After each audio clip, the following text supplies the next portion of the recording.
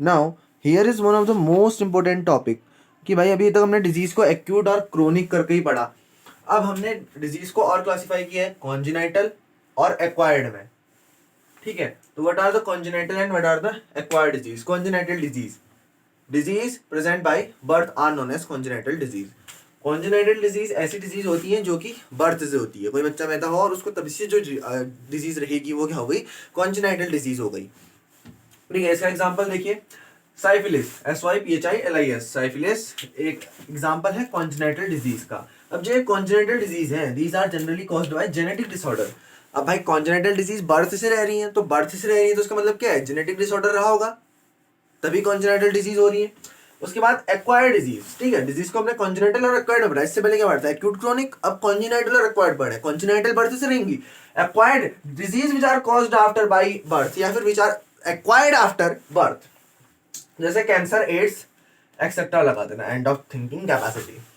तो acquired disease which are caused after birth, भाई जो बर्थ के बाद डिजीज होंगी वो क्या हो जाएंगी, एक्वायर्ड होंगी। यानी बर्थ के बाद उनको एक्वायर किया, एक्वायर यानी लेना। ठीक है, और acquired disease can are further classified. ऐसा एक्वायर्ड डिजीज को हमने फर्दर क्लासिफाई किया है। देखो, कम्युनिकेबल और इन्फेक्शियस डिजीज, नॉन कम्युनिकेबल और नॉन इन्फेक्शियस डिजीज। अब कम्युनिकेबल सर क्या, जो कम्युनिकेट करेंगी, एक आदमी को है तो दूसरे को भी हो जाएगी। नॉन कम्युनिकेबल जो कम्युनिकेट नहीं कर पाएंगी, एक को है तुम कुछ भी कर लो दूसरे को नहीं फैलेगी। नॉन इन्फेक्शियस भी हम इनको कहते हैं, नॉन कम्युनिकेबल को। और कम्युनिकेबल का एक और नाम है इन्फेक्शियस, जो कि इन्फेक्ट करेगी। So what are communicable disease, this disease can spread from one person to another, एक पर्सन से दूसरे पर्सन में फैल सकती है। They are generally caused by attack of pathogens and can be reduced by maintaining good hygiene. So communicable और infectious disease हमने क्या पढ़ा कि भाई एक आदमी से दूसरे आदमी तक पहुंचेंगी। अब देखो, जैसे कोरोना है, कोरोना क्या है, कम्युनिकेबल डिजीज है, इन्फेक्शियस डिजीज है, एक से दूसरे तक पहुंच रही है। किससे हो रही है, वायरस के थ्रू हो रही है। तो ये मेन रोल इनमें पैथोजेंस का ही रहता है। पैथोजन ही बीमारी को ट्रांसफर करने का काम करते हैं, और ऐसा कोई मीडियम जनरली नहीं है। एयर है, एयर में भी पैथोजेंस हैं, तो वही जनरली बीमारी को ट्रांसफर करते हैं।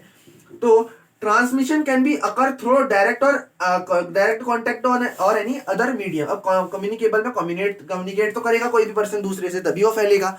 तो ये डायरेक्ट कॉन्टेक्ट भी हो सकता है, डायरेक्ट हाथ मिला रहा है, गले मिल रहा है, वो भी हो सकता है। और एनी अदर मीडियम भी हो सकता है, एयर, वाटर, फूड, कुछ भी।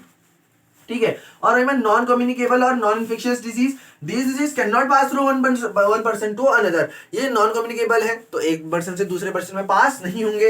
इन this type of disease there is no transmission. इस टाइप की डिजीज में कोई भी ट्रांसमिशन नहीं होता है एक्सेप्ट हेरिडिटरी डिजीजेस। अब देखो, ये नॉन कम्युनिकेबल और नॉन इन्फेक्शियस डिजीज है ना, इनमें ट्रांसमिशन होता ही नहीं है। यानी कि एक जगह से दूसरी जगह, तो या फिर एक पर्सन से दूसरे पर्सन में नहीं फैलेंगे। पर इनमें एक्सेप्शन है कॉन्जिनाइटल डिजीज का। यहां पर मैं हेरिडिटरी डिजीज लिख रहा हूं, आप इसको कॉन्जिनाइटल डिजीज भी लिख सकते हो। जो डिजीज बर्थ के थ्रू है भाई, वो तो पेरेंट्स से ऑफस्प्रिंग में ट्रांसफर हो रहे हैं, तो वो क्या है, नॉन कम्युनिकेबल रहे क्या, नहीं रहे, कम्युनिकेबल हो जाएंगे। पर किसका पार्ट है, नॉन कम्युनिकेबल का भी पार्ट है। ठीक है, क्योंकि वो बच्चे से तो फिर किसी में नहीं फैलेंगे। हो सकता है हाँ उसके ऑफ स्प्रिंग में जा सकते हैं, बट जनरली हम इसको किसमें रखते हैं, नॉन कम्युनिकेबल में रखते हैं। ठीक है, हेरिडिटरी डिजीजेस या फिर कॉन्जेनाइटल डिजीजेस। अब इसका एग्जांपल कैंसर, शुगर पेशेंट जो होते हैं एक्सेट्रा। और कम्युनिकेबल का आप सबसे अच्छा एग्जांपल आजकल सभी रखा है कोरोना वायरस। आप इसका एग्जांपल अच्छे से ले सकते हैं, बहुत ही अच्छा एग्जांपल लेगा। तो एक ब्रॉड आउटलाइन मैंने आपको चैप्टर की बता दी है, और ये चैप्टर हमारा अब यहीं पर क्लियर हो रहा है। बस एक लास्ट टॉपिक बचा है, उसको जल्दी से कवर करते हैं। तो now the 5 apps what is to be done, ये आपके चैप्टर में दिया है, लास्ट में नहीं, फर्स्ट पेज में आपके दिया है, बट हम इसको लास्ट में दिखा रहे हैं ताकि आपको इसकी एक ब्रॉड अंडरस्टैंडिंग हो जाए। अभी तक हमने पढ़ा कि डिजीज जो है ट्रांसमिट हो सकती है ना, कम्युनिकेबल और कम्युनिकेबल डिजीज उसको हमने नाम दिया, या फिर इन्फेक्शियस डिजीज हमने उसको कहा। तो अवॉइड कैसे करा जाए उस ट्रांसमिशन को, उस डिजीज के ट्रांसमिशन को आप रोक कैसे सकते हैं। या फिर कोई और भी डिजीज है, अगर नॉन कम्युनिकेबल डिजीज है तो उसको भी रोका जा सकता है अगर आप प्रॉपर हाइजीन मेंटेन करते हैं। तो उसके लिए यहाँ पर 5 एफ्स दिए आपकी बुक में, what is to be done. ये क्यों है, to avoid the transmission of disease whether it is congenital और नॉन कंजेनाइटल। कोई भी डिजीज हो भाई, एक्वायर्ड हो तो भी आप उसको रोक सकते हैं। कम्युनिकेबल हो, नॉन कम्युनिकेबल हो, आपको तो हर कोई डिजीज को रोकना ही है, तो उसके लिए 5 Fs दिए हैं। पहला है fluid, finger, flies, feeds, fluids, 5 दिए हैं, फीड्स, फ्लूइड्स, फ्लड्स। तो आप अपनी बुक में देख लीजिए अगर आपको क्लियर नहीं दिख रहा है, तो ये है फिजिकल मेथड, यानी कि इन सब जगहों से ये फिजिकल मेथड यानी कि मैटर यानी कि गंदा पदार्थ निकलता है। सो इसी से प्रोटेक्ट करने के लिए सबसे पहले है फ्लूइड। फ्लूइड में भी फिजिकल मैटर होता है। प्रोटेक्ट वाटर सोर्स, यानी कि वाटर सोर्स आपका जहां पर है वहां पर आप साफ सफाई रखें, तो ये एस लिखा है, एस का मतलब हाइजीन, ठीक है। उसके बाद स्टोर वाटर सेफली, वाटर को अच्छी जगह स्टोर करें आप, ऐसा नहीं कि आपने कहीं भी स्टोर कर लिया और बाद में आप उसको यूज कर रहे हैं, तो ये किसमें आ जाएगा, सैनिटेशन में, ठीक है। उसके बाद फिंगर में ये एच और एस, पहला वाला एच है, दूसरा वाला एस है, ठीक है, समझ जाना अभी से। Finger, wash hand on preparing and taking food. अब फिंगर है भाई, फिंगर में भी फिजिकल मैटर होता है, कितने गंदे होते हैं हाथ, हमारे गंदे होते हैं दिन भर के काम से, तो पहले खाना बनाने से पहले और खाना खाने से पहले हाथ जरूर धोने। उसके बाद wash and after defecation, defecation करने के बाद भी आपको हाथ धोने हैं। डेफिकेशन यानी कि वही चीज जो आप रोज सुबह करते हैं, बाकी तुम लोग समझदार हो। और उसके बाद फ्लाइज, फ्लाइज में कवर द फूड, भाई मक्खियां ना बैठ जाए, ढक लो। और कंट्रोल फ्लाइज, फ्लाइज को क्या करो, कंट्रोल करो। Field, clean vegetable and fruits before use. अब आप बोलोगे सर ये वेजिटेबल और फ्रूट का फील्ड से क्या कनेक्शन है, क्यों नहीं है, वेजिटेबल और फ्रूट कहाँ उगाते हो, फील्ड में ही तो उगाते हो, तो उसको साफ करना है खाने से पहले। अवॉइड ओपन डेफिकेशन, अभी बताया, तो ओपन में डेफिकेशन नहीं करना है।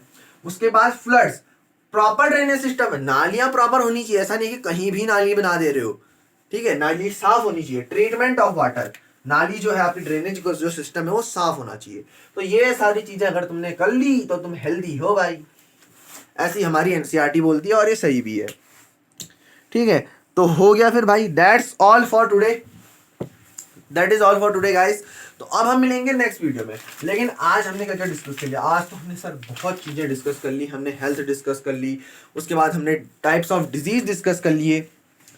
तो सर आज तो हमने बहुत सारी चीज़ें ही पढ़ ली, क्या ही पढ़ लिया, इतना क्यों पढ़ लिया तुमने आज, तो क्या क्या पढ़ लिया आज हमने, देखो हेल्थ पढ़ लिया, डिजीज पढ़ लिया, और उसके बाद हमने पढ़ा सम कॉमन डिजीजेस, और उसके बाद हमने पढ़े थे जैसे कि हाँ पर फैक्टर्स अफेक्टिंग हेल्थ क्या क्या होते हैं, एक्यूट क्रोनिक डिजीज हमने पढ़ा, इन्फेक्शियस नॉन इन्फेक्शियस पढ़ा, कॉन्जेनिटल पढ़ा, एक्वायर्ड डिजीज पढ़ा।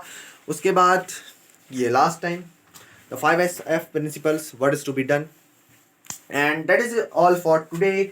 तो मिलते हैं नेक्स्ट वीडियो में भाई, सेकंड लेक्चर में कंप्लीट कर देंगे वीडियो को, और तब तक के लिए thank you, goodbye, take care. और फिर कुछ कहते हैं क्या, रात को देख लो तो गुड नाइट, स्वीट ड्रीम। हालांकि ये वीडियो रात को ही बनकर यहाँ रहेगी।